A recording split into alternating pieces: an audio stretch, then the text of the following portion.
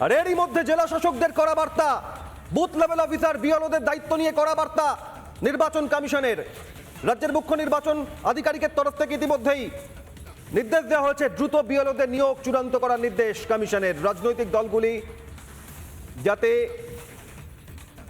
Booth level অফিসারের পাশাপাশি booth agent নিয়োগ করে তার নির্দেশ দেওয়া হয়েছে রাজনৈতিক দলগুলিকে চিঠি নির্বাচন কমিশনের তরফ থেকে। জাতীয় নির্বাচন কমিশনের তরফ থেকে ভোটার তালিকা সংশোধনে থাকবেন এই বুথ এজেন্টরা।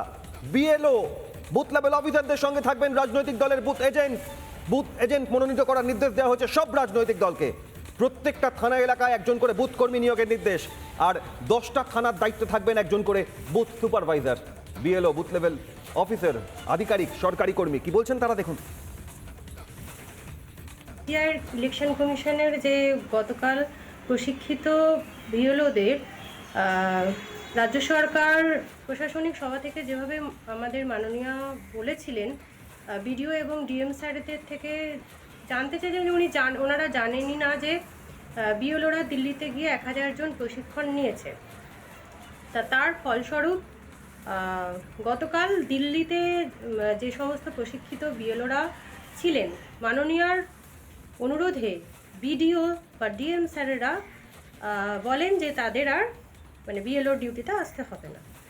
বিএলও সুপারভাইজাররা বা বিএলও ডিউটিতে তাদেরকে আর নিয়োগ করা যাচ্ছে না, তাদেরকে ছাঁটাই করা হচ্ছে। বাংলা কথা হচ্ছে ছাঁটাই করা হচ্ছে। আমি এই মুহূর্তে বিএলও ডিউটি পেয়েছি এবং সেটা আমি দায়বদ্ধতার সঙ্গে গ্রহণ করেছি এবং তার দায়বদ্ধতা আমি সংবিধান অনুযায়ী মান্যতা দেওয়ার চেষ্টা করব।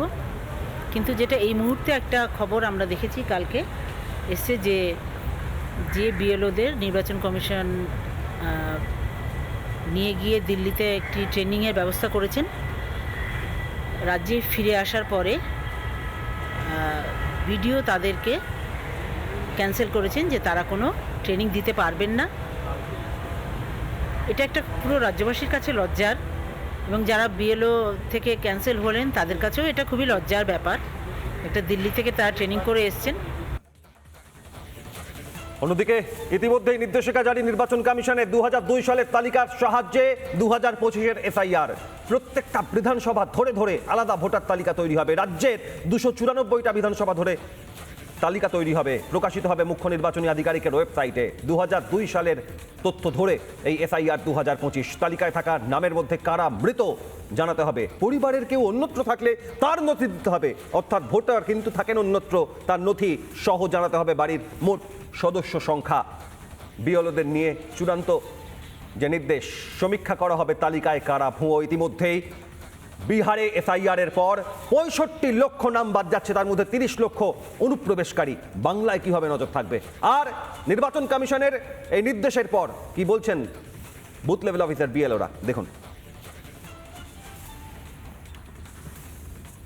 এবং গোটা দেশের সমস্ত বিরোধী দল আমরা তো শুরু থেকেই এটা নিয়ে সরব, আপনারা জানেন যে এই যে স্পেশাল ইন্টেন্সিভ রিভিশন যেভাবে এটাকে ব্যবহার করা হচ্ছে, নির্বাচন কমিশনকে ব্যবহার করছে বিজেপি, এই গোটা এসআইআর বিষয়টিকে একটা দুমুখ অস্ত্র হিসেবে ব্যবহার করতে চাইছে, মানুষের ভোটাধিকার কেড়ে নিতে চাইছে। আসলে এই এসআইআর একটা সাইলেন্ট রিগিং এর প্রক্রিয়া, এই সাইলেন্ট ইনভিজিবল রিগিং এর মধ্যে দিয়ে নালে বিজেপি অন্যভাবে ক্ষমতায় আসতে পারবে না। মুখ্যমন্ত্রী বোলপুরে সরাসরি ইলেকশন কমিশনকে চ্যালেঞ্জ করেছিলেন।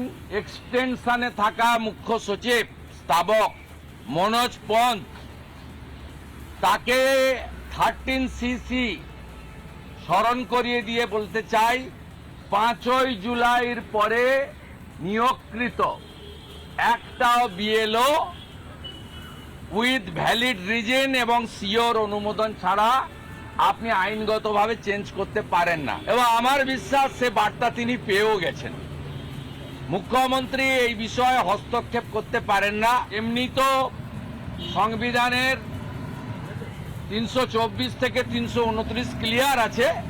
আর রিগার্ডিং ইলেকটোরাল রোল 13CC পড়ে নেবেন। মনোজ পন্ত পেয়ে গেছে মেসেজ, এবং আমি আশ্বস্ত করছি কোন বিএলও মমতার মনোজ পন্ত চেঞ্জ করতে পারবে না।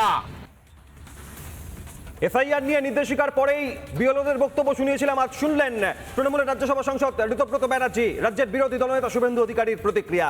এই নির্দেশিকায় কি উল্লেখ? 2002 সালের তালিকার সাহায্যে 2025-এর এফআইআর। প্রতি বিধানসভা ধরে ধরে আলাদা ভোটার তালিকা তৈরি হবে, প্রকাশিত হবে মুখ্য নির্বাচনী আধিকারিকের ওয়েবসাইটে। তালিকায় থাকা নামের মধ্যে কারা মৃত জানাতে হবে, পরিবারের কেউ অন্যত্র থাকলে তার নথি সহ জানাতে হবে বাড়ির সদস্যের সংখ্যা। সমীক্ষা করা হবে তালিকায় কারা ভুয়ো, সমীক্ষা করে সংশোধিত তালিকা প্রকাশ করবে নির্বাচন কমিশন। নানা ধরনের কন্টেন্ট দেখার জন্য লাইক করুন, শেয়ার করুন আমাদের ফেসবুক পেজ, সাবস্ক্রাইব করুন আমাদের ইউটিউব চ্যানেল। পাশাপাশি অন্যান্য ব্রেকিং নিউজের জন্য অবশ্যই চোখ রাখুন রিপাবলিক বাংলায়।